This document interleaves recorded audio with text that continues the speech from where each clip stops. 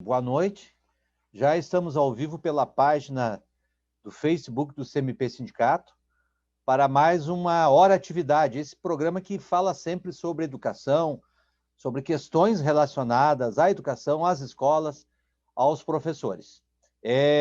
Normalmente o nosso programa acontece na quarta-feira, às 6 horas da tarde, e é uma bela oportunidade para todos que lidam com a educação interagir, trazer seus questionamentos e também ouvir o que os nossos colegas têm a dizer, principalmente nesse momento tão tenso para a educação brasileira. Tenho o prazer de receber aqui convidados muito especiais. Começar então pelo Rudimar Gomes, que é diretor da Escola de Educação Infantil Rita Sirotsky, aqui de Passo Fundo. Então, muito boa noite, Rudimar, seja bem-vindo ao nosso programa. Boa noite, Eduardo. Boa noite, Suzana, Orlando, Adriana. É um prazer estar com vocês aqui, com todo o pessoal que nos acompanha pelo Facebook, os que vão assistir a live depois também. Boa noite a todos. Muito bem. Tem também o prazer de receber a Suzana Alves, que é diretora da Escola de Educação Infantil Mundo da Criança. Mundo da Criança, isso. Lá no Coab SEC, né, Suzana? Então, isso aí. Prazer em receber você aqui. Uma boa noite para ti. Boa noite, um prazer também. Obrigado por participar com vocês nesse momento importante. Muito bem. E tenho o prazer de receber 2 convidados especiais que vão falar um pouquinho da realidade das outras escolas, né? Tanto das escolas estaduais como das escolas privadas. Então, eu tenho o prazer de receber a Adriana Ferreira, que é representante do Simpro aqui de Passo Fundo. Então, muito boa noite, Adriana, seja bem-vinda. Muito boa noite, agradeço a oportunidade, Eduardo, e será um prazer aí acompanhar esse momento aí com todos, falando sobre o nosso retorno. Tá. Só um pouquinho, pessoal, aqui que eu tô vendo aqui que nós estamos com um probleminha aqui. Deixa eu tentar. Não deu. Vamos lá de novo aqui. Deu alguma coisa aqui, deixa eu ver. Rudy, entra no Face do CMP, acompanha ali, vê se nós vamos... Entra no Face do CMP. Tá normal, tá dando... Normal. Não, agora voltou. Tá legal. Faz parte. O ao vivo é assim mesmo. Então tá, vamos lá. Imagine então, Adriana, bem-vinda.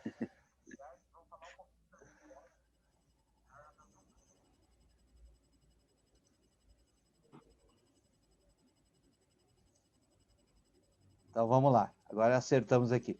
E boa noite, Orlando Marcelino, representante do CEPERGS aqui de Passo Fundo. Um prazer ter você aqui conosco. Boa noite, Eduardo. Boa noite a todos que estão participando da live, aos colegas. Estamos aí, muito importante o tema para a gente avaliar esse momento tão complicado aí das nossas vidas e da nossa profissão. Pois é, e a gente vai começar a nossa live hoje com uma nota de pesar, né?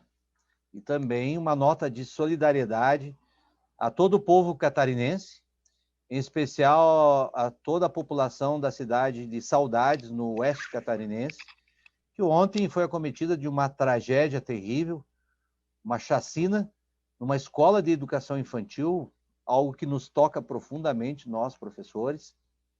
É um crime terrível que vitimou uma professora, uma assistente e 3 crianças, na faixa de 1 a 2 anos de idade. Então, nós estamos profundamente consternados, estendemos a nossa solidariedade, como já disse, ao povo catarinense, em especial à população de Saudades, que precisa de muita força nesse momento para superar algo tão trágico que aconteceu. Essa é uma questão, infelizmente, é uma questão que tem acontecido já com uma certa frequência aqui no Brasil.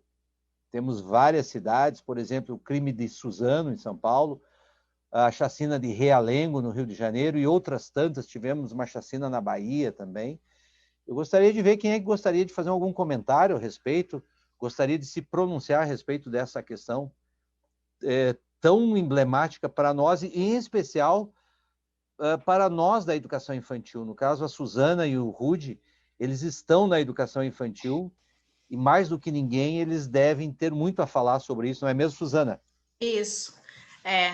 A gente, né, se solidariza, né, com o que aconteceu ontem.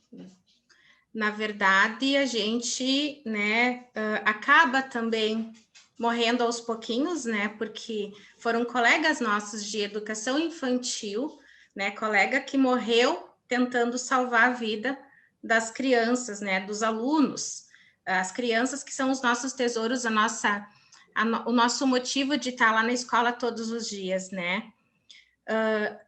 Essa professora e essa assistente foram muito heroínas, foram muito bravas, né, em tentar salvar a vida das crianças. Então, nossos sinceros sentimentos a todas as famílias, né, e todos os profissionais de educação desta cidade, desta escola, né, e que tenhamos coragem e força para manter o nosso trabalho, né, e que esta escola seja abençoada e que continue, né, a sua luta para uma educação de qualidade, formar cidadãos críticos, né, e pessoas do bem.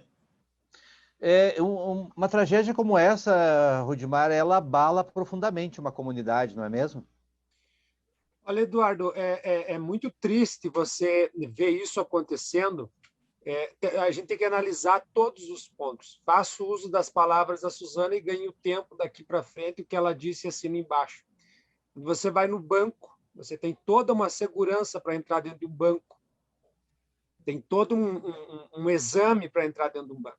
Faça isso numa escola de colocar um cadeado no portão, se os pais no outro dia não estão dizendo por que será que está fechado, o que estão escondendo aí dentro da escola. Então, são essas questões que a gente tem que deixar, que a gente tem que ficar prestando atenção e notando, porque nós somos apenas um número, infelizmente, para a educação. Hoje nós estamos chorando as vítimas de saudades que amanhã, daqui a um mês, ninguém mais vai se lembrar.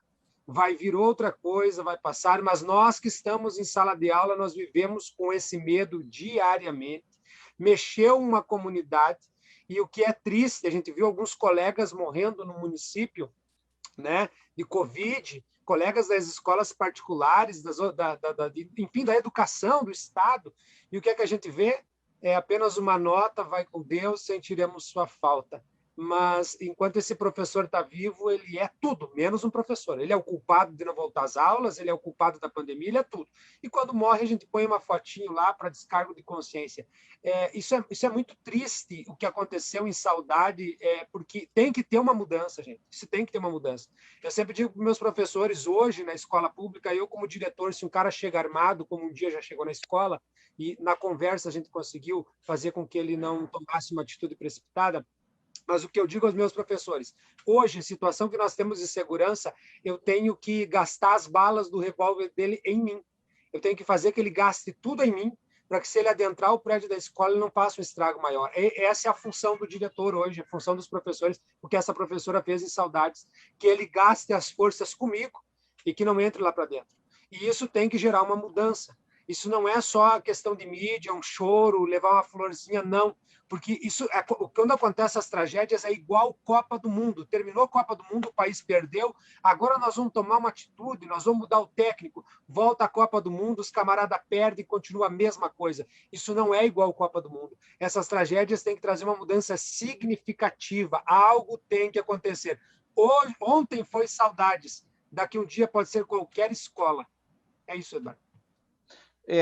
Na verdade, como eu já disse, essa é uma tragédia que tem acontecido já com uma certa frequência no Brasil. Nós já temos vários colegas participando da nossa live. A Carla faz uma fala, Carla Cristina, ela está dizendo o seguinte, Rudimar, mais ou menos o que tu falou.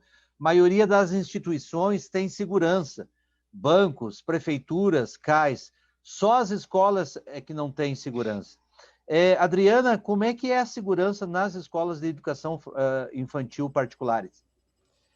Olha, se for numa rede grande, né, tem todo um sistema de funcionários responsáveis manutenção e controle da entrada e saída de toda a comunidade escolar.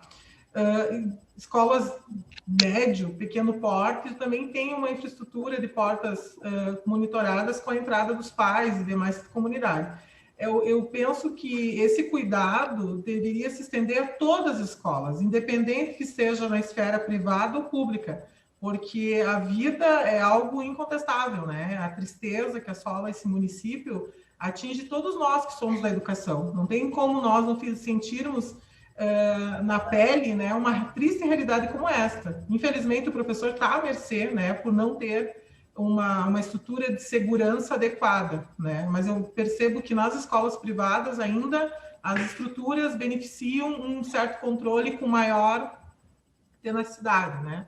Então, a escola privada tem mais identificação no sentido de quem entra e sai, né? Precisa se identificar, Exato. precisa ter um controle maior. Perfeito. Eu tenho participando aqui, já muita gente comentando, a Débora. Boa noite, Débora, a Roselice, a Catiane, a Ana Paula, a Andréia, a Magda, a Luciane, Ana Delise. Boa noite, Ana, tudo bem? Quem mais aqui? A colega Rubiane, a Zenir Tonello, o Edemar, nosso querido dirigente do CMP Sindicato, o pessoal, a Yara participando, a Rosana. Muito bem-vindos. Comentem aqui, façam as suas perguntas, que hoje também é um programa para responder perguntas. Orlando, a segurança nas escolas estaduais, como é que ela se dá? Bom, acho que primeiro também é nosso sentimento, a nossa solidariedade à comunidade de Saudade, né? A gente poderia lamentar. Acho que, além do pesar que da situação, a gente tem que fazer uma reflexão, né? E nós no Estado, quando eu entrei no Estado em 93, ainda tinha um resquício de vigilantes nas escolas, né, para a segurança. Então, nós passamos por um bom tempo e ainda nós temos situações de que as escolas estaduais, às vezes, nem muradas são, ou tem algum sistema de proteção externa, né? Mas a gente sabe que não há nenhum sistema de segurança. As escolas tiveram que providenciar portões eletrônicos, né, com vídeo monitoramento, esse tipo de situação para garantir a segurança, e que acaba sendo feito pela direção da escola ou por alguém da secretaria que visualiza quem entra e sai nas escolas. Então, esse é um problema da segurança. Mas eu acho que tem que levar uma outra reflexão, né?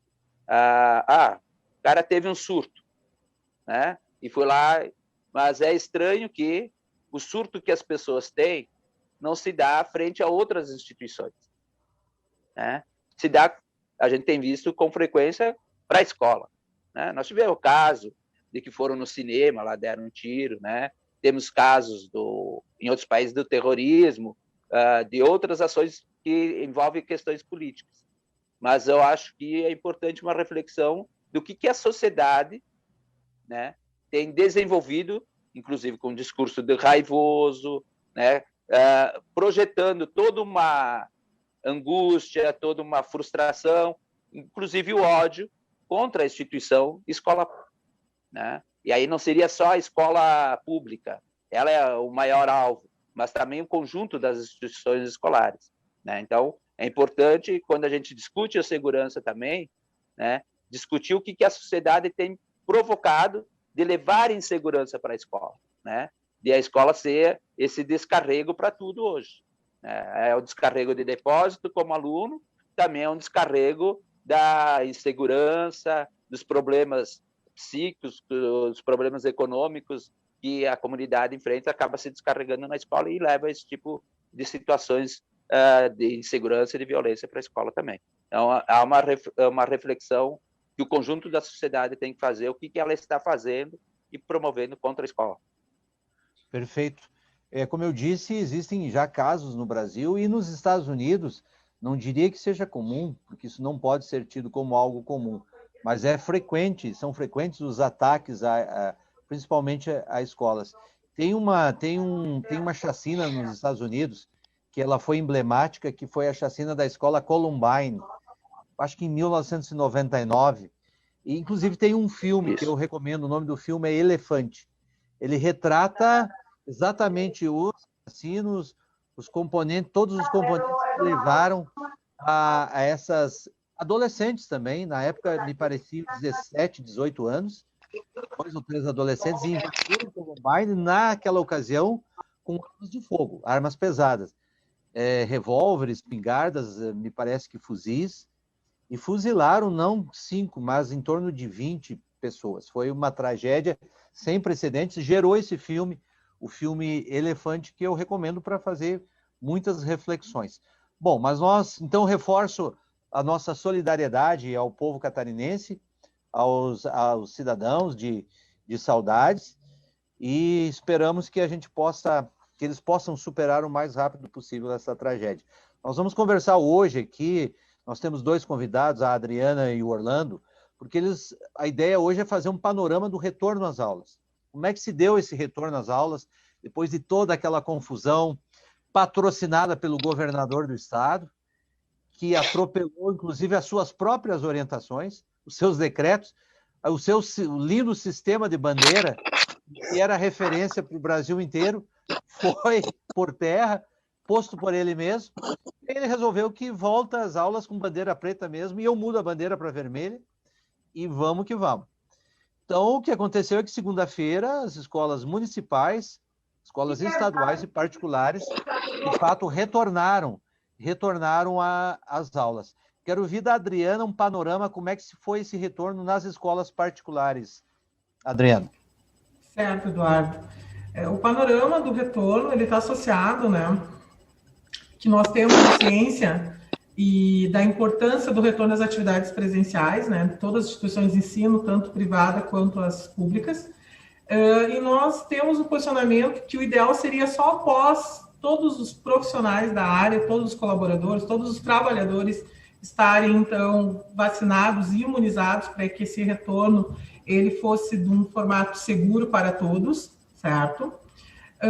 Nós temos essa premissa, né, que é da preservação da vida. A gente sabe, e como fazemos parte de uma sociedade que a educação sempre é avisada, né, sempre todos os professores são sempre colocados em xeque, né, em determinados momentos, principalmente nesse pandêmico, que os protocolos, né, e todas as orientações, elas estão sendo orientadas de uma forma que possibilita, né, um retorno. No entanto, nós todos temos ciência que não seria o ideal, né? Então, o sindicato, o Simpro, né, na esfera regional, ele tem uma observação em relação a todos os processos que estão ocorrendo na esfera judicial, né? Nós temos aí um plano, né, de orientações do Ministério do Trabalho, né, aqui de Passo Fundo, e também no Ministério Público, que tem orientações, né, todas elas pautadas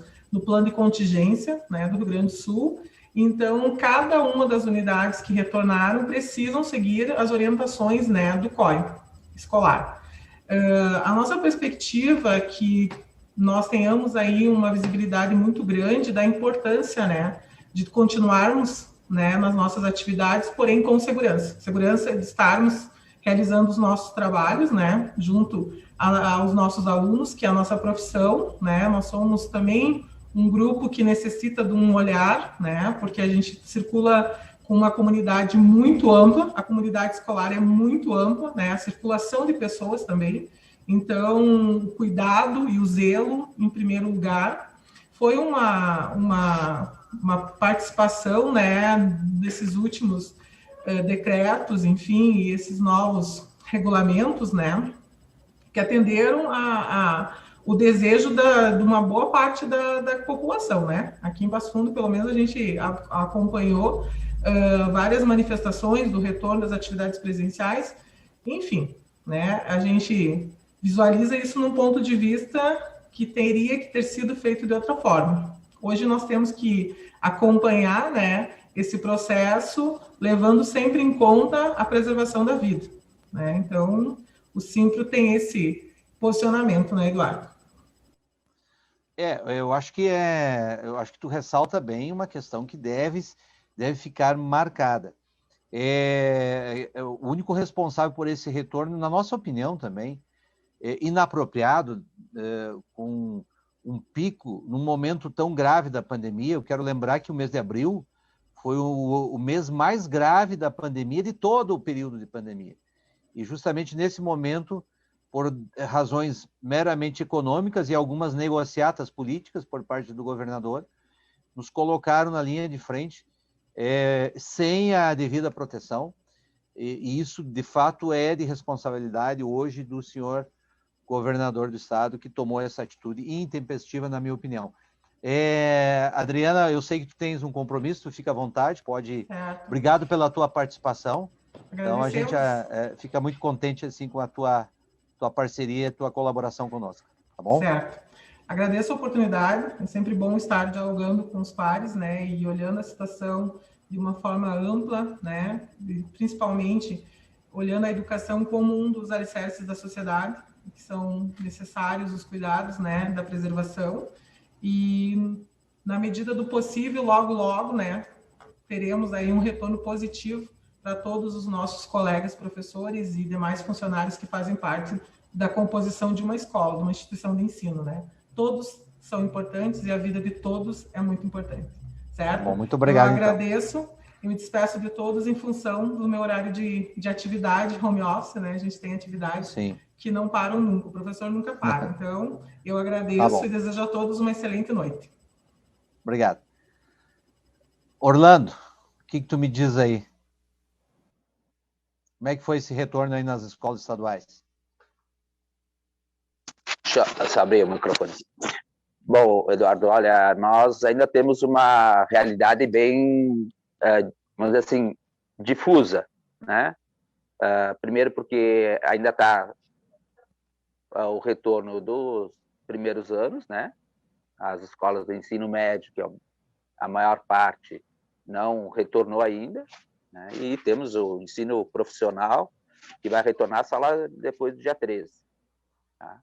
Então, o que a gente tem visto? Primeiro, ainda há uma baixa adesão por parte da comunidade, mas temos uma situação de muita insegurança, né? Nós já temos no primeiro dia já informações de escola que apresentavam trabalhadores com Covid, testado positivo com Covid, e infelizmente há um processo até criminoso, no meu entender, que oculta para a comunidade esses profissionais com Covid. Então, a comunidade está levando os seus filhos para a escola, num ambiente que teve profissionais presentes com testado positivo Covid. Então, qual é a segurança que a gente tem hoje de que, nesse momento, vários estão se contaminando e a comunidade não vai ficar sabendo, porque há o ocultamento proposital disso, né? Além disso, né, nós temos uma situação de que os EPIs não são adequados. Depois até posso mostrar, tem aqui as máscaras que o governo forneceu, que são pequenas ou grandes demais, e não ficam fixas no rosto, né? E, portanto, para esse momento da pandemia, então, já não era adequado anteriormente, agora muito menos. Tá? Nós temos as escolas aí para dizer, não sei, as do município, mas as do estado, nenhuma escola tem o PPCI aprovado. Tá? E aí as escolas com um grande volume de álcool gel, mal armazenado, sem um sistema dos bombeiros. Então, você imagina o que pode vir a acontecer dentro de uma escola, né? Nós temos Uruguaiana, por exemplo, no estado, que mais de 20 escolas estão interditadas, né? Outra situação é que as escolas também, a estrutura física das escolas públicas do estado, ela não é preparada para aula no momento de pandemia. Nós temos escolas centenárias em Passo Fundo, com corredores estreitos, salas pequenas, né? Então, tu não tem um ambiente que tu possa garantir o isolamento. E a gente tem visto também, inclusive, tem se postado fotos e outras coisas, e a gente vê no refeitório não se garante o distanciamento mínimo, né, para alimentação, o uso sem máscara, né, e várias outras situações. Então, é um ambiente muito inseguro para o momento da pandemia e provavelmente nós podemos estar levando a escola pública como um grande vetor de um retorno de uma nova onda do Covid. Tá? Então, é essa situação agravar a situação nesse momento do retorno. Vai agravar do jeito que está colocado. E só queria fazer uma observação. Tu falou sobre a questão das bandeiras, né? Pois importante, o ano passado, uma situação de Covid muito mais branda, né? Era um outro tipo de cepas e tal. Nós passamos o ano inteiro sem aulas presenciais, na grande maioria das vezes com bandeira vermelha e laranja, né? E não tivemos aulas presenciais. Então, acho que essa discussão da mudança da bandeira e o que fundamentou o governo para isso, acho que muito bem colocado por ti, acho que nós temos que frisar para a comunidade entender. Nós fomos alvo, fomos jogados para o contágio, para a possibilidade de morte, por interesses econômicos, né, de alguns grupos privados, e também por interesses político-econômicos do governo, que fez uma troca. Né, liberou as escolas para poder votar o processo de privatização. Então, vejam o absurdo que é. Utilizaram a vida dos educadores e da comunidade como moeda de troca, né, para ver qual o grau de importância que esse governo dá para a sua população, para nós da escola pública. Exatamente. Quero cumprimentar aqui o pessoal participando, Jaqueline Dias, a Patrícia Barros, a Magda Calil, a Luciana Azevedo, a Roberta Galina, a Rosana Xavier, a Rubiane, deu um abraço para a professora Adri, que já foi, Terezinha Mota, pessoal participando, acompanhando. Faça a sua pergunta, deixe seu questionamento. Rude, como é que foi o começo no município? O município a gente sabe que são a educação infantil para a escola e as séries iniciais, o primeiro e segundo ano. Mas segunda passada foi só a educação infantil, né, Rude? Como é que foi esse começo aqui no município? Olha, a minha escola ainda não iniciou, né? Ela está lá na listagem para iniciar. O que foi decidido foi quando a bandeira autorizou o retorno. Algumas escolas foram chamadas para que desse esse retorno. Parece que essas escolas estão recebendo a visita do COI, está indo fiscalizar para ver se é permitida o início, né? Então parece que em questão de estrutura essas escolas estão organizadas, mas não posso te falar com propriedade porque não estive nessas escolas. O que vejo são pelas fotos e relatos de alguns colegas. Mas é questão que entra por um lado, tem que sair pelo outro, tem que, por exemplo, ficar lacrado alguns equipamentos ali do prédio, o bebedouro não pode ser utilizado, essas coisas. A sala até questionei na reunião, a criança ela foi testar, né, ela veio para dentro da escola, ela ficou com gripe, tal, ela está com febre, começou a demonstrar febre, ela não tinha febre quando chegou, quando chega na fila, essa criança não pode entrar. Então, essa criança vai ser levada para dentro de uma sala, lá que é a sala de isolamento. Meu questionamento foi esse: se a gente não consegue contato com os pais, essa criança vai ficar 4 horas sentadas dentro dessa sala até o responsável vir, porque nós não podemos tocar na criança, nós temos que conversar à distância com a criança. E o que foi falado, está aí a Suzana, depois ela pode dizer que sim, a criança, se não conseguir contato com o pai, ela vai ficar 4 horas lá naquela sala.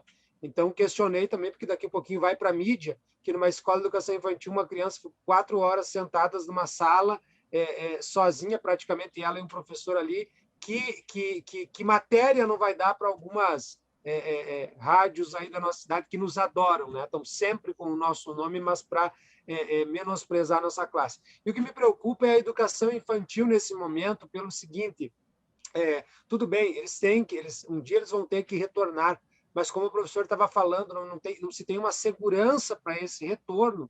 É um retorno que a gente está vendo que não foi pensado, foi uma troca de favores e nós vamos retornar. Então, o que me preocupa é porque a educação infantil ela é muito afetivo, muita essa troca com a criança. A gente está acostumado a abraçar a criança. Agora você imagina a criança correr para te abraçar, né? Eu acredito que quando voltar à minha escola, essa vai ser a nossa maior dificuldade. Outra coisa, espaçamento. Nós vamos conseguir atender 5 crianças por turma. Então, eu não sei como está se dando o retorno na realidade, mas eu acredito que vai ser bem difícil esse retorno, vai ser complicado. Nós estamos orientando as famílias que, nesse momento, né, dê uma olhada para a criança, dê uma olhada para esse filho, e, se possível, que fique em casa agora, porque uma vez por semana na escola vai ser bem difícil, como o professor Orlando falou antes, assim, ó, nessa pandemia, a gente viu o total descaso com a educação, porque foi o seguinte, nós vamos trabalhar a plataforma, joga no colo do professor, o professor se resolve em trabalhar a plataforma. Nós vamos retornar, joga no colo do professor, o professor arrume a escola para retornar. Então, é tudo muito atirado no colo do gestor, do professor, né, da equipe que vai receber essas crianças. Então, a meu ver, assim, ó, existe uma organização, mas que é muito cedo para nós avaliar esse retorno, né, Eduardo? É muito cedo, começou essa semana, o estouro, Deus queira que não dê, Deus queira que a gente esteja errado, que não dê nada, que a gente possa daqui a pouco retornar, que esse vírus está indo embora. Mas pelo que a ciência está nos mostrando, pelo que os fatos estão nos mostrando, a gente fica com muito medo desse retorno. Perfeito. Antes de eu passar a palavra para a Suzana, só quero fazer alguns comentários, reproduzir alguns comentários de alguns colegas que estão participando ativamente. A Elisete Maria, ela está dizendo o seguinte, essa volta era necessária, porém precisamos observar cada escola, cada realidade e pelo menos o município. Está tentando de uma forma, diríamos assim, até adequada, numa volta lentamente, e que se mantenha lentamente, para não regredirmos, já que conseguimos dar esse passo. Ela fala uma coisa muito interessante aqui, que cada escola nossa, ela tem uma realidade diferente. Então, o CMP visitou as 6 escolas que iniciaram nessa segunda. E as 6 escolas que iniciaram são escolas que têm essa condição. Ou são escolas novas, ou tem uma estrutura que é possível. Por exemplo, a André Zafra, lá na Vila Luísa, é uma mega escola. Então, ela tem toda a condição de espaço, de ventilação. É uma escola nova, na verdade. A José Laudário, ali na Vila Santa Maria, também é uma escola de primeiro mundo, poderíamos dizer assim, com todas as condições físicas. Estou falando, me referindo às condições físicas da escola. Só que a realidade não é a mesma para todas as escolas. Hoje nós visitamos uma escola de educação infantil que já é num prédio antigo, é num prédio que nem era para ser escola de educação infantil, e tenho certeza que a diretora ela vai ter sérias dificuldades para se adaptar à questão do COI. Suzana, como é que tu está vendo esse retorno, Suzana? Bom, então assim, né, as nossas escolas de educação infantil, elas estão voltando de forma escalonada. Então, cada semana tem um grupo de escolas de quadrantes diferentes da cidade que estão iniciando esse trabalho. O que eu percebo, assim, deste retorno, né? Além da alegria das crianças, das famílias quererem o retorno às aulas, a volta às aulas, há também o contraponto da questão da preocupação, né? Então, hoje, a nossa esperança era de iniciar as aulas com a vacina, estarmos imunizados, né, para a gente iniciar o nosso trabalho presencial nas escolas. Infelizmente, esse não foi o cenário, né? Então, a gente inicia o trabalho com as crianças, mas, ao mesmo tempo, é muito angustiante. É um cenário de incertezas. Você está ali querendo bem para a tua criança, querendo acolher da melhor forma possível, mas como diz o colega Rudimar, a questão da educação infantil é totalmente afeto, totalmente carinho, totalmente o toque, né? O aconchego, a acolhida, a afetividade. E aí, como é que eu vou dizer para meu aluno, não, eu não posso te abraçar. Você não pode abraçar a pro, você não pode abraçar o coleguinha, né? Muitas crianças que a gente encontra na rua, a ação da criança é correr e abraçar a professora, né? Correr e abraçar a gente. É complicado, né? A gente está iniciando, foi iniciada agora, segunda-feira, com 6 escolas, né? A princípio, que a gente percebe, assim, que está sendo de sucesso esse retorno, mas, ao mesmo tempo, assim como tem pais que precisam trazer as crianças para as escolas, nós temos o contraponto dos pais que não se sentem seguros em levar as crianças para a aula, né?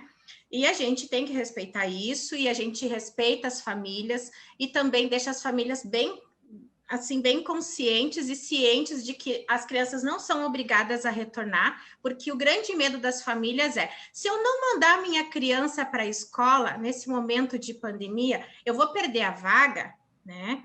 Então, quando a gente conversa com a família, acalma elas e explica como que vai ser o cenário daqui para frente, que a criança vai uma vez por semana na escola, vai ter uma vez por semana atividades presenciais, o restante dos dias vai ficar em casa, acessando a plataforma ou realizando as atividades impressas. A gente percebe que a família se acalma um pouco, né? Da minha realidade ali da minha escola, a grande maioria dos pais não se sentem seguros em levar as crianças. A minha escola também não retornou. Seguros.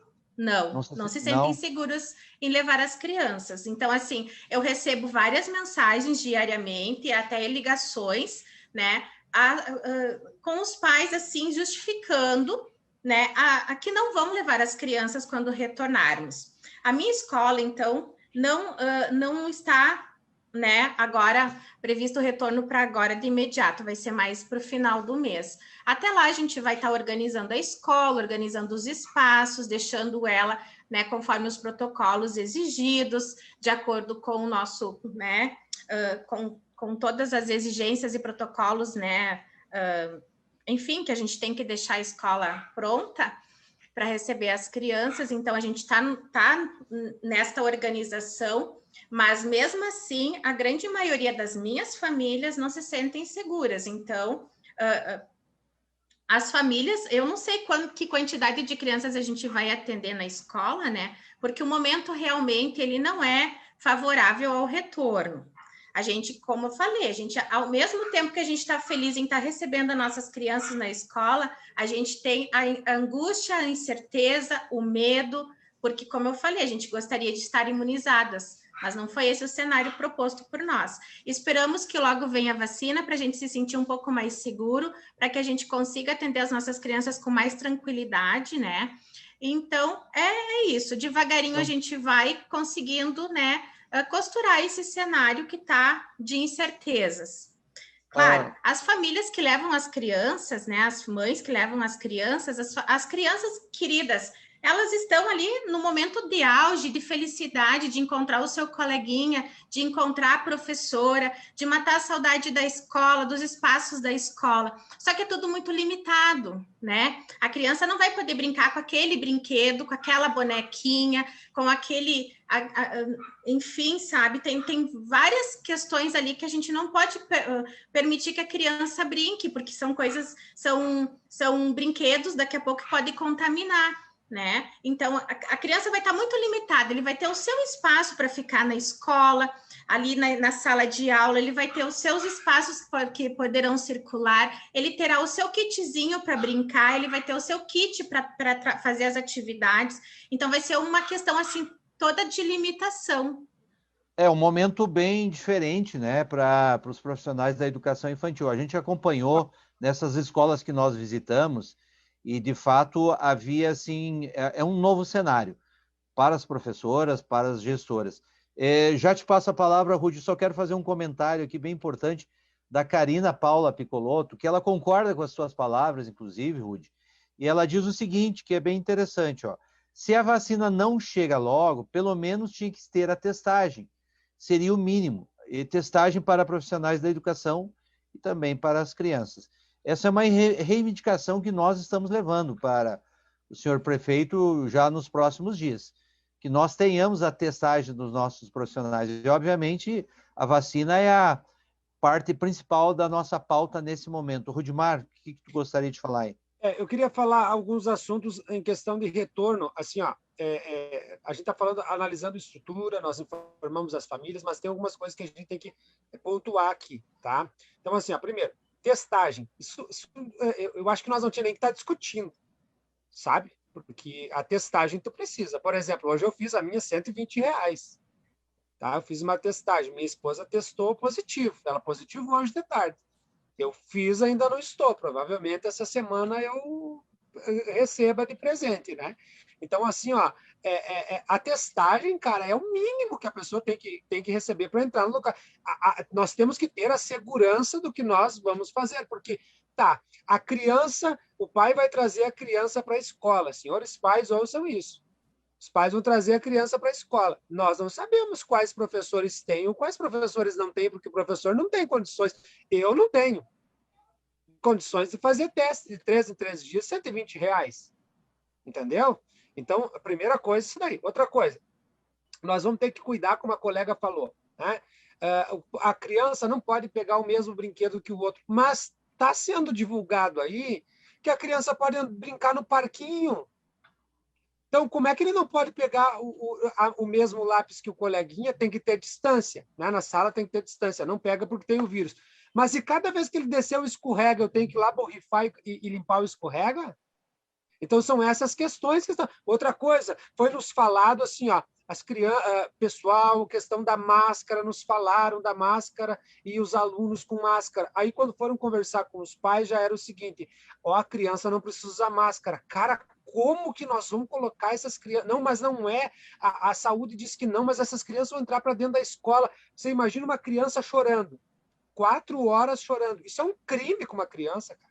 Isso é um crime. A criança chorando, a criança chegou ali, tá? Ela não tá com gripe, as crianças são assintomáticas, mas de repente ela espirra. O outro coleguinha que está sem máscara pega o vírus, leva para casa e virou a lambança. Então, assim, ó, a questão da máscara obrigatória, a questão dos brinquedos, parece uma incoerência, como foi falado logo no começo. É tipo assim, uma troca de favores. Vamos voltar, porque a gente precisa voltar. E não é uma crítica, que eu sei que tem pais que precisam, e nós precisamos, nós temos uma hora, nós vamos ter que voltar. Mas tem que ser prestado atenção em tudo isso, em todas essas questões. Tá, não pode pegar o mesmo lápis, mas pode brincar no mesmo parquinho. Não pode isso, mas não pode aquilo. Por exemplo, foi cogitada a ideia de que se a criança chorar, o pai que quisesse entrar, podia entrar e acompanhar a criança na sala. A ideia já caiu, porque daqui a pouquinho eu tenho espaço para colocar 5 crianças.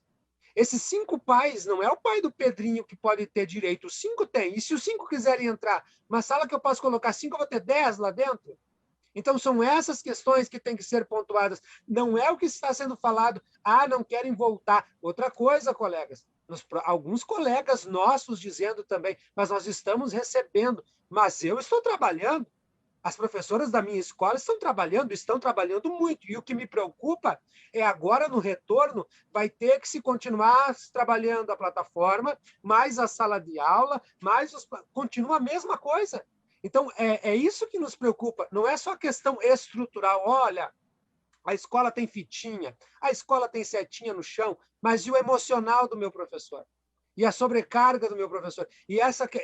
Porque o professor, ele é psicossomático, ele tem o psique, ele tem a soma, ele tem toda essa questão do professor. E nós falávamos no início, o camarada surtou e fez o que fez, uma tragédia. Os nossos professores, gente, eles estão a ponto de cair em depressão, numa coisa terrível.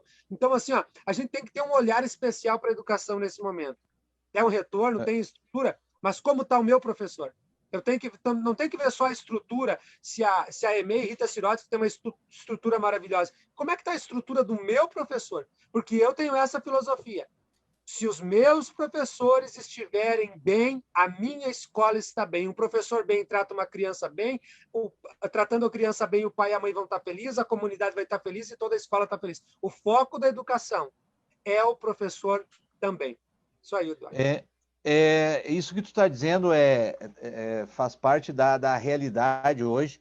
Nós temos um cenário da educação e do professor onde somos atacados por vários setores da sociedade e parte da mídia que insiste em nos colocar numa situação até de culpa por não querer o retorno. Não, todos os professores querem retornar para as aulas presenciais, porque isso para nós é importante, porque é importante para os alunos. Então é bom deixar muito claro isso. Mas nós temos essa questão que tu levanta, ela é fundamental. Nós trabalhamos durante toda a pandemia, ao contrário do que tem se dito, de que nós não estávamos trabalhando. Se plantou essa ideia em partes em setores da sociedade, insistem com essa narrativa. Não é verdade.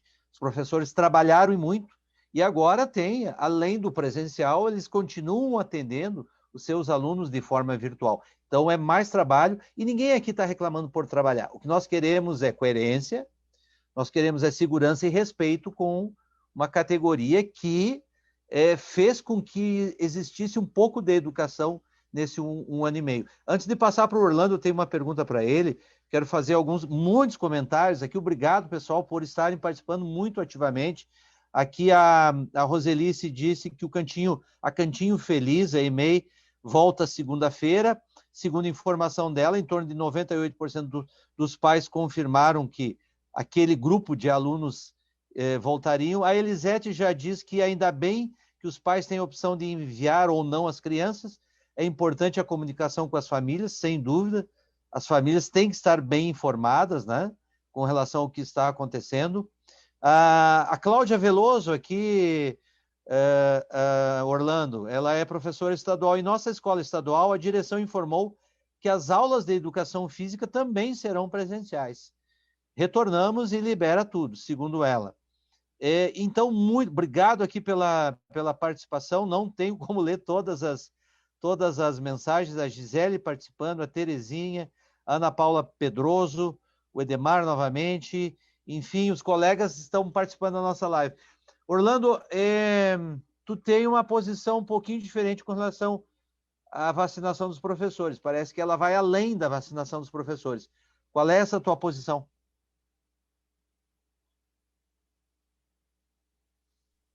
Bom, nós já há muito tempo temos defendido que a questão é uma vacina para todos, né? Nós entendemos que vacinar só os professores, né, ela vai se dar uma situação de que tu vai para dentro da escola, né, igual por todas as condições que o Rudimar, a Suzana colocou aqui, você vai estar contaminando a população, né? Então, é importante vacinar todos e nós temos que trabalhar isso. E tem uma outra situação também, para a própria proteção do profissional, professor e do funcionário. Você não está imune a partir do momento que fez a vacina. Eu fiz a vacina há 2 dias. Então, tem um período e ainda vou, em julho, fazer a segunda dose, e aí que eu vou estar numa situação pessoal minha.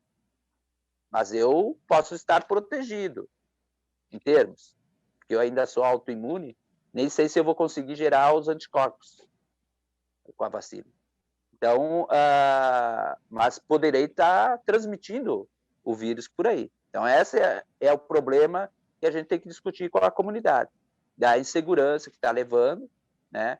A gente exigia a vacina, mas tem que ter a vacina para todos. É urgente que o governo providencie vacina para todo mundo.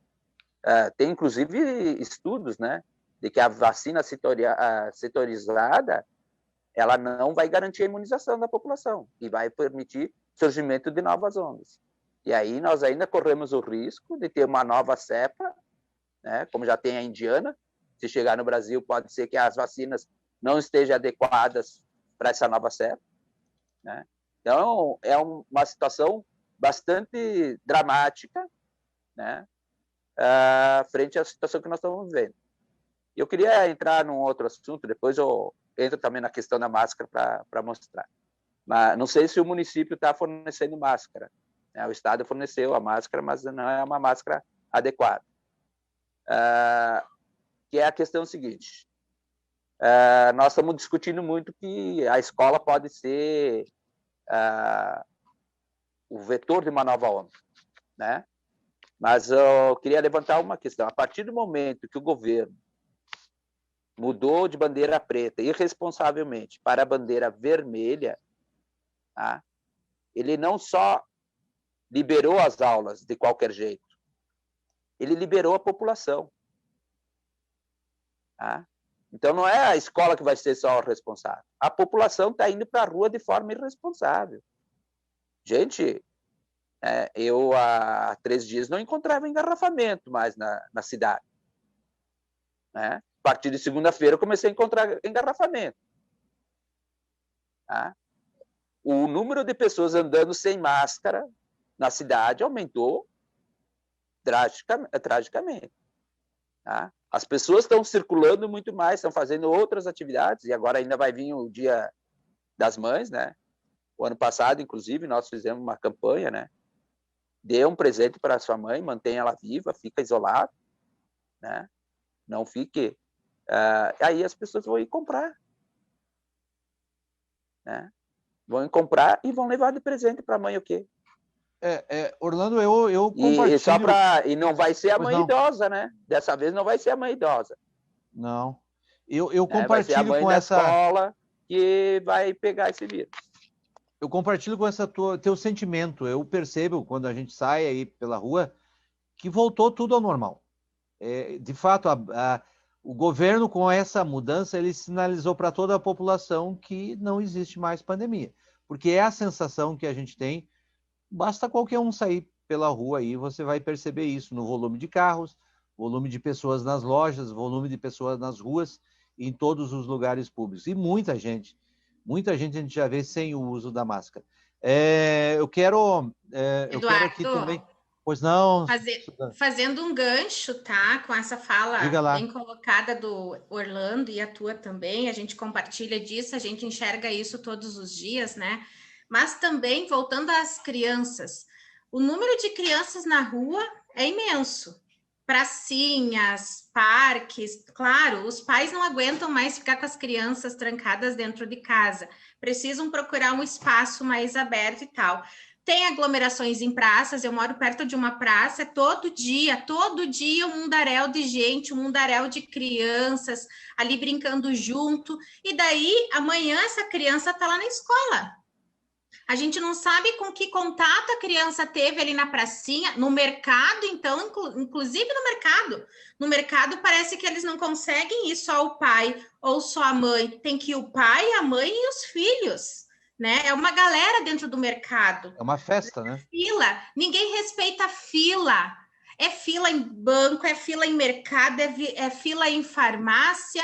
As pessoas não mantêm o distanciamento, claro, por isso que é importante, sim, a educação infantil. As crianças sabem manter o distanciamento, digamos, né? Mas os adultos, eles não conseguem manter o distanciamento, eles não sabem ficar isolados, colega Orlando, em casa, eles têm que irem lá visitar a mãe, realmente isso vai acontecer, isso está acontecendo, né? O pessoal não consegue se sossegar. Eles têm que estarem sempre para lá e para cá, tem que estarem viajando, tá? Muitas pessoas a gente vê final de semana postando em tal lugar, e não, sabe, os passeios estão acontecendo. As pessoas estão vivendo uma vida normal. Nós que estamos daqui a pouco fora da normalidade porque a gente se cuida, né? A gente usa máscara, a gente passa o álcool gel toda hora, as mãos da gente chega a estar carepenta de tanto, né, álcool que a gente passa. É verdade, não tem creme que resista às nossas mãos, de tanto álcool, sabe? É todo um cuidado que a gente tem, a gente que está trabalhando na escola, a gente mantém o distanciamento com os colegas, mantém tudo, só que aí tu sai da escola ou tu sai de casa, tu vê que as pessoas não respeitam mais, não estão se respeitando. O vírus se tornou uma coisa tão normal entre todos que a gente se espanta porque a gente se cuida muito, né? Então, assim, a gente também tem pessoas de grupo de risco em casa, por isso que esse retorno, colegas, é preocupante, sim, tá? Porque nós temos pessoas do grupo de risco que moram com a gente, né? E todo o cuidado que a gente tem. Então, assim, a gente não sabe realmente isso, a gente não sabe que contato essa família dessa criança Aonde que essa criança andou esse final de semana? Aonde que a criança andou depois que saiu da escola? Aonde que a criança foi no dia que ela não está escalada para ir na escola, sabe? É um rodízio. A criança está fazendo rodízio na casa dos parentes, nas casas dos amigos, dos vizinhos, dos tios, das dindas, enfim. A família tá contando com as pessoas mais próximas. E aí é essa questão. Aí tá ali e vai para a escola. Sai da escola, vai para outro lugar. Tá ali e assim vai indo. Então, a gente é suscetível a qualquer coisa, qualquer situação. E realmente as pessoas não têm mais a consciência e não estão mais com medo do vírus. A Tanara aqui, ela está dizendo o seguinte, olha só, mais ou menos o que você está falando. Concordo com tudo que está sendo colocado, mas está faltando consciência e falta de bom senso das pessoas. Somente quem perdeu, e é verdade isso aqui, acho que isso aqui retrata, somente quem perdeu um ente querido, um parente, um amigo, sabe a violência dessa doença. A Eduarda Dalpozo fala o seguinte aqui, ó, o fato de crianças não terem sintomas reforça a necessidade de testagem em massa. É o mínimo para quem considera a educação prioridade. Mas, ao mesmo tempo, a Gisele, ela faz uma pergunta que faz muito sentido e parece que ela não ter entendido, e, de fato, é um questionamento. Ela pergunta o seguinte, como é que funcionaria essa testagem? Porque ela diz o seguinte, ó, eu fico pensando em relação à testagem.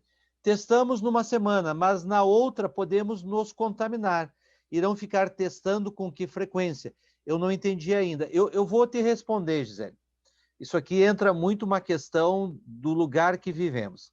Vou te relatar e relatar para todos um relato que a gente teve de um vizinho que eu tenho aqui, né? E o filho dele mora em Londres e trabalha numa empresa em Londres. E ele me contou como é que é o controle dessa empresa. Ele trabalha 2 dias presencial, ele trabalha na segunda e na terça. Então, ele chega segunda de manhã e ele é testado. Então, ele é testado na segunda e terça, que ele fica na empresa, ele faz o teste. Ele é liberado quarta, quinta e sexta para fazer o home office, vai para casa. Na segunda-feira, de novo, na outra semana, de manhã, ele é testado novamente. Sim, Gisele, num país decente, num país organizado e que esteja levando a sério a questão da pandemia, essa testagem deveria ser semanal. Ah, mas é muito investimento.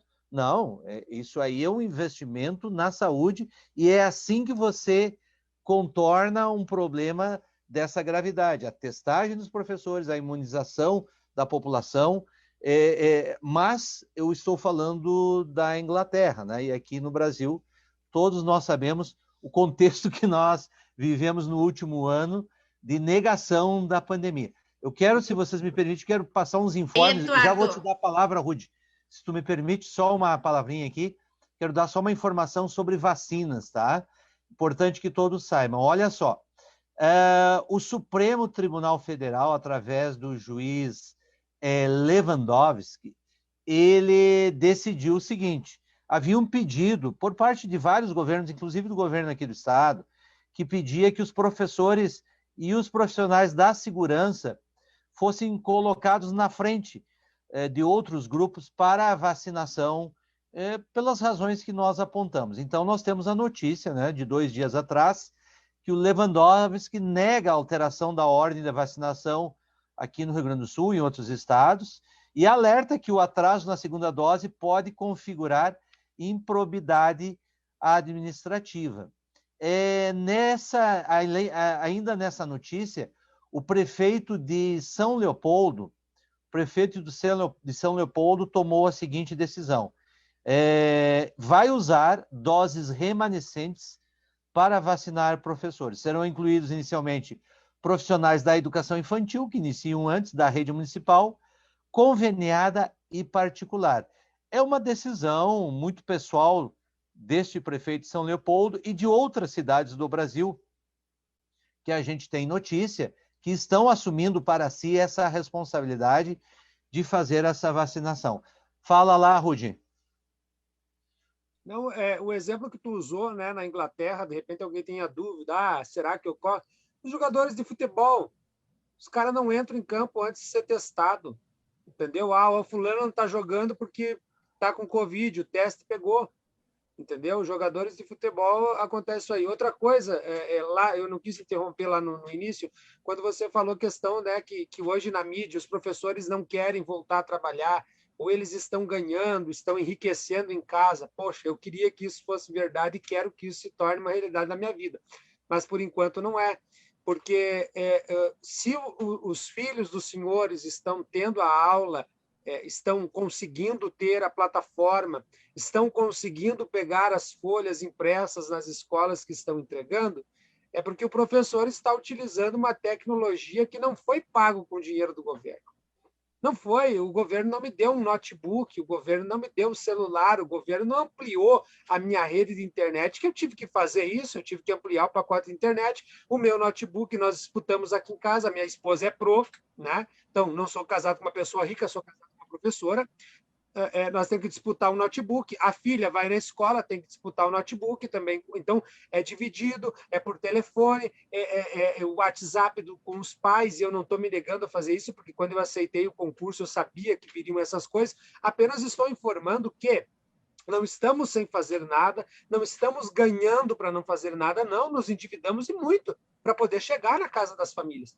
Então são pequenos pontos, né, que se vai se colocando em cima dos devidos is, a frase fica completa e a comunidade pode nos entender. Que esses professores que nos atacam não querem voltar, mas, cara, eu sou o primeiro que o dia que esse vírus for embora, que não tiver mais, eu duvido o professor que vai querer continuar trabalhando com plataforma. Nós estamos cansados disso. Obrigado. É verdade. Olha só, nós temos alguns questionamentos. Muito obrigado pela participação intensa dos nossos colegas na nossa live, foi um sucesso. A Ana Paula Spanenberg, ela cobra sobre o planejamento, porque agora, além das aulas presenciais, nós continuamos alimentando a plataforma. Sobre isso, nós temos uma notícia para o município que eu gostaria de reproduzir. Essa foi uma cobrança do CMP, sindicato, cobramos informalmente do secretário Adriano, ele se mostrou muito aberto a essa questão, e hoje veio uma normativa que diz o seguinte, sobre a hora-atividade, aquela hora-atividade que normalmente o professor da educação infantil, no final do seu turno, ele fica na escola fazendo uma hora-atividade, ou seja, aquela hora de preparação. Ora, a pandemia, né, em tempos de pandemia, o ideal é que você não fique em grupos em lugar algum. Então, se pleiteou com a administração de que esses professores pudessem ir para casa. Então, nós tivemos a seguinte notícia. O planejamento foi autorizado para ser à distância durante o momento da pandemia do Covid-19, oportunizando cuidados e maior proteção aos colegas tão importantes nesse processo. A partir de segunda, dia 10/5, a hora-atividade que permanece de 1h30 para não ter maiores transtornos será realizada da seguinte forma. Manhã, 11h30 às 12 horas na escola e a partir das 12 às 13 tu já pode ser em casa. Tá? À tarde, vamos ver aqui, tarde, 12h30 às 13 horas na escola e a partir das 17h30 ela pode ser feita em casa. Então, essa foi uma demanda do sindicato e ela foi... os colegas nos procuraram, muitos nos cobrando essa questão, que é justa, é legítima. Questão das máscaras, Orlando, eu sei que tu vai mostrar as máscaras aí. Também houve uma cobrança por parte do sindicato, e isso foi uma ação no Ministério Público do Trabalho, aqui de Passo Fundo, que está muito ativo, muito presente nas nossas demandas, e ele determinou que as máscaras do município sejam as máscaras com 3 filtros, 3 camadas. E a gente verificou, foi fazer essa fiscalização, e de fato, os nossos colegas inicialmente estão recebendo essas máscaras que têm uma capacidade maior de proteção dos nossos colegas professores. Como eu disse aqui, uma participação muito intensa dos nossos colegas. Vou agora, para a gente ir para o encerramento, gostaria de ouvir inicialmente as palavras do Orlando. O que tu tem aí para fazer como despedida para os nossos colegas, Orlando? Bom, primeiro mostrar, então, a máscara, né, que vieram ou muito pequena, tá? Ou muito grande. Mas é um sistema que ele não tem fixação, qualquer que falar um pouco, ele desce. Ele não fixa no rosto. Tá? Então, não tem validade, tanto que hoje ninguém está distribuindo isso nas escolas. Os professores e os alunos acabam tendo que usar máscaras que eles adquirem, né? Então, agora é para vir as crianças com maior necessidade, então vocês imaginam a proteção que essa criança tem com a máscara que ela vem de casa. E aí, no tempo que ela vai ficar na escola, vai acabar a máscara. Bom, mas eu queria também levantar um outro assunto, Eduardo, que vocês devem enfrentar mais adiante, que é o sistema híbrido. Tá? Então, o pessoal está reclamando que não tem acesso, daí agora vem com a aula presencial, um grupo vai ter acesso à aula. Os que tinham a aula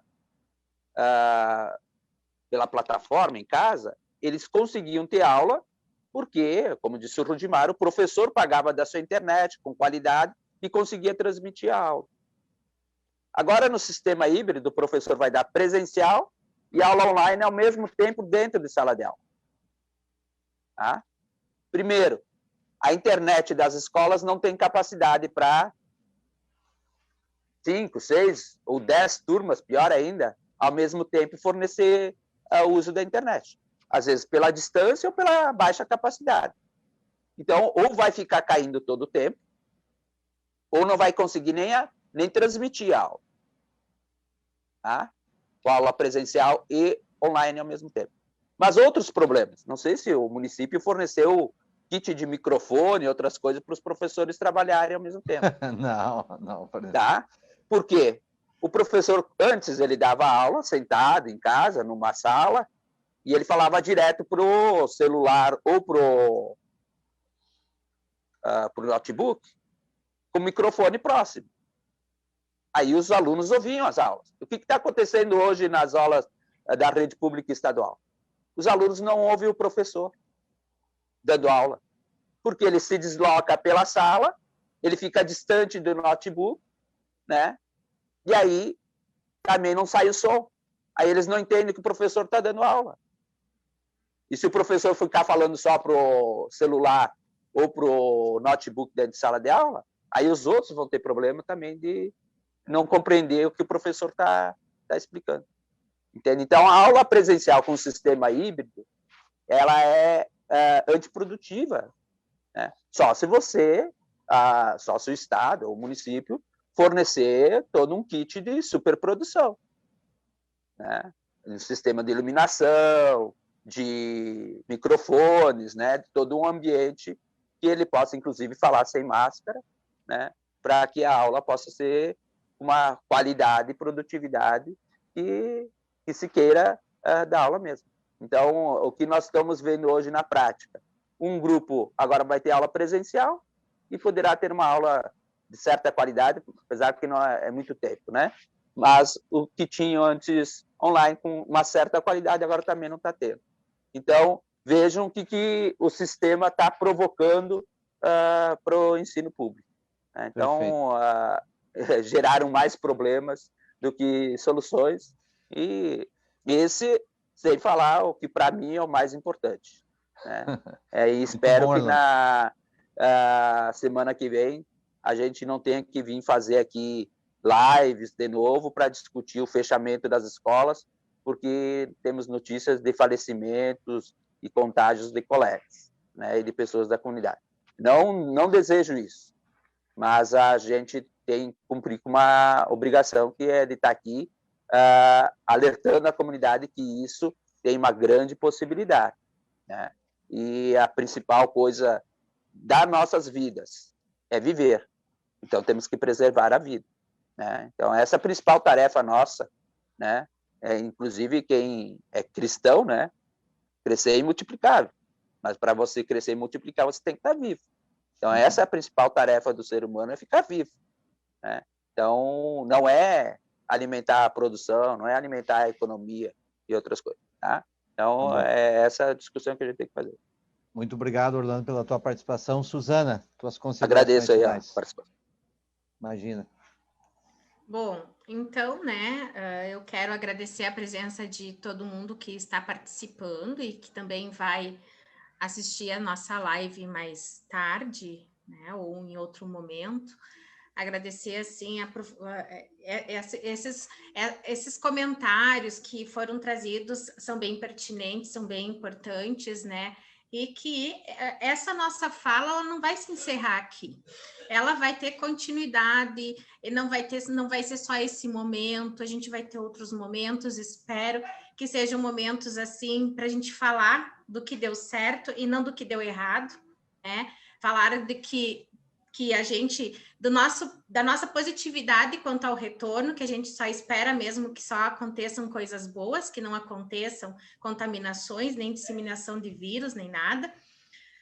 A gente só espera um retorno abençoado, um retorno tranquilo, né? E um retorno consciente, né? Por como a minha escola não iniciou ainda, e também essas colegas que iniciaram agora a segunda, eu desejo todo o sucesso, né? Nessa caminhada, que sirvam, né? Elas, na verdade, estão sendo nossos exemplos de atendimento, de acolhida, de preparação e organização das escolas, né? Então, também que essas colegas também possam compartilhar com a gente que trabalha na escola, né? As dificuldades, o que deu certo, o que não deu, porque para a gente que não iniciou ainda, né, conseguir fazer o melhor possível. As famílias que também estão nos assistindo, a gente agradece imensamente que sejam conscientes das suas vidas, das suas crianças, né? E que mantenham o distanciamento, que continuem se cuidando, para que a gente consiga atender realmente com segurança lá na escola. Que todo mundo se ajude, que todo mundo colabore, que todo mundo tenha a consciência de cuidados mesmo, porque é só cuidados a questão do vírus. Temos que nos cuidar, temos que manter o isolamento, sim, temos que deixar as nossas viagens, os nossos passeios, as pracinhas, enfim, o convívio social para mais depois. Agora é o momento de se cuidar realmente, as questões das bandeiras, né? Se a gente for olhar mesmo, né, Orlando, como você citou, o ano passado a gente estava bem mais tranquilo em relação à questão da bandeira. Tranquilo no seguinte, assim, ó, que a gente não tinha ido ainda para a bandeira preta, né? Então, agora o cenário é totalmente diferente, não é só o Covid-19, não é só ele tem outras ramificações. E aí tem a vacina, né? A vacina, ela veio para aquele específico, vírus específico, mas não para as cepas. E aí, então, se a gente não se cuidar, daqui a pouco a gente não vai conseguir mais dar conta desse vírus maldito.